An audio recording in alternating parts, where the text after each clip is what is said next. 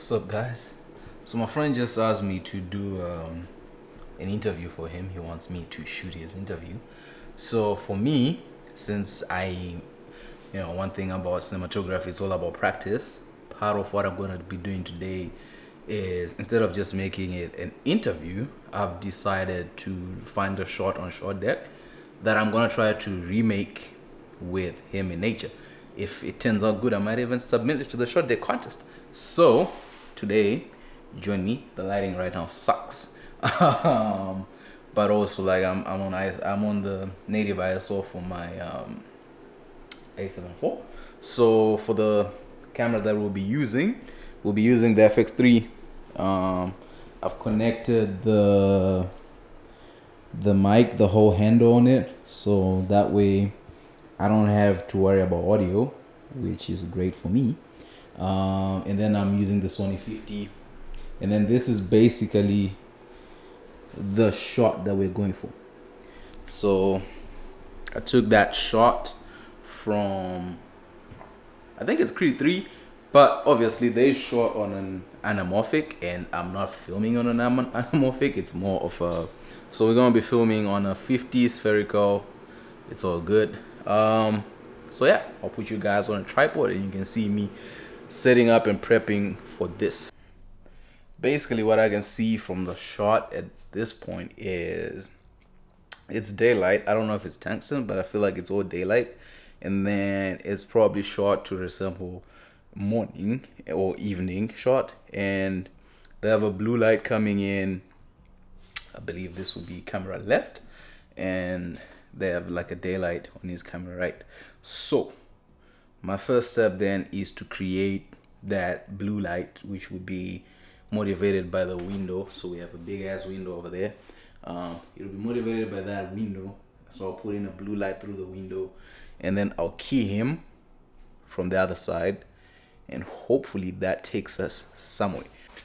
So the first step for me when it comes to setting up a scene is I need to find the frame. And then once I've set up my frame, I know where the light is coming from. So right now, because I'm feeling lazy and I don't want to move things around, I'm basically going to be filming him facing the door, so you can see now where the camera is. So the camera is over there, so we're going to be facing outside, and I'm already getting some of the form of the textures that are already in the photo just by what's happening naturally outside, but we'll see what we can do. So yeah, so right now I feel like I've got the blue light where I need it to be. So one tricky part about this is the subject is not here yet, which is totally fine and weird to call a person subject, but he is not here yet. So right now it's just about lighting the space, and then once you've set up the space, the next step is then to fix it when they're here. But it's all about making it interesting and just using the resources that I have. You can see we have a little bit of shadow play because of the, I don't really know what they're called, the things on the window that you then use to shape some of the light. For the key light, there's a lot of, there are two ways in my current situation that I can light it. So one, it's already on, but right now I don't have a diffusion on it. So a diffusion, I feel like in interviews it helps, because I don't know if you've watched a lot of like Breakfast Club or different interviews where you see people wearing shades and it looks weird.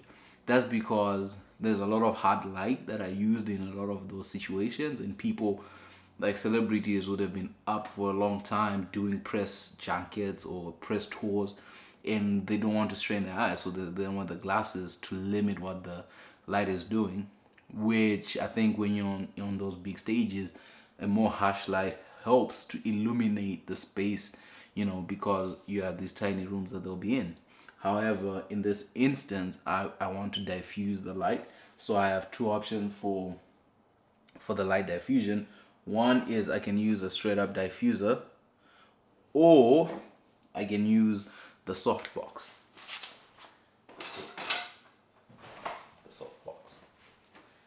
So when I'm lighting a scene in general, I like using just a straight on diffusion, like a proper one, because it allows you to move in the space, and it allows you to do more things with it. You can push it forward, you can push it forward. Whereas with the softbox, it tends to just be stuck on the light, so you have to move the entire fixture. In this instance, if I want to get the same imagery that they have and how much they're in control of the light, I feel like using the softbox will help us out. So we'll see how that goes, and then once the subject is here, if that doesn't really vibe, we may just switch back to a normal diffusion. The other thing that you want to consider when you're using these things is you'd need 2 C-stands and more sandbags and more grip or help if you have it. If you don't have it still, that might take more time to set up. Or alternatively, with just the, from here on out, the basic setup is done. So at this point, like, we have sort of similar to the image, just the atmospherics. It's all now about getting the subject in the frame. So speaking about softboxes, one thing a softbox does is it controls the light. So it helps you control how much light you have, especially when you put the grid on it. You can control more and avoid a lot of spill, and then just becomes about increasing intensity to make sure that you have enough information for your camera. But yeah, right now I like the setup that I have. These are just 2 lights. I may introduce an additional light just to get that blue on his face, an RGB panel, just to do that, and then we'll see where that takes us.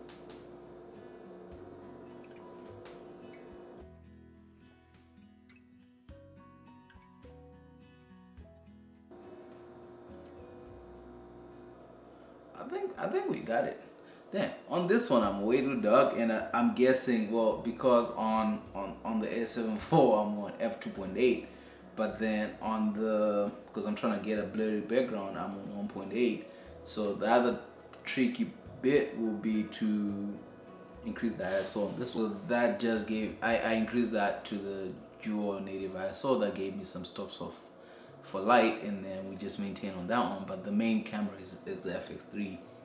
So yeah, so I think at this, it's somewhat achievable to what we're trying to do, which is essentially this, which is we're trying to achieve this. And I think we have somewhere in the ballpark of that, but we can only tell once the main is here. See, what happens is when you're working with these clients that don't pay, they're the most stressful ones because they're never on time. But it's part of growth. It's part of life. I think every successful filmmaker has gone through this phase that I'm going through, where you're just working with these people, even though they take their time. Please sit down. Why did I have to wear my shoe then? Hey, too many questions. Okay, so guys, I have the subject. He's in frame. Now the podcast. No, not the podcast. The interview starts. This is how I'll do it, Anyway. It's not charity work. Like, I want to be remembered as that guy who showed up when people. Like, if I didn't have to make money, I'll just give it like 1,000%, and I'm very good at it. I believe I have the ES for talent. For one, I would say family. My video. So guys, it's done now. The subject, the client, you send them the footage. Some of these people, they don't know how to use log, so you may have to color grade it. But some of these people, some of these clients, they'll request that they want raw files, but that's all in your agreement. Did you agree to edit it? Do you get paid more? They should get a colorist. Good. We gave them the best project ever. Anyway, this has been your boy, Uncle Kevin, and I'm out.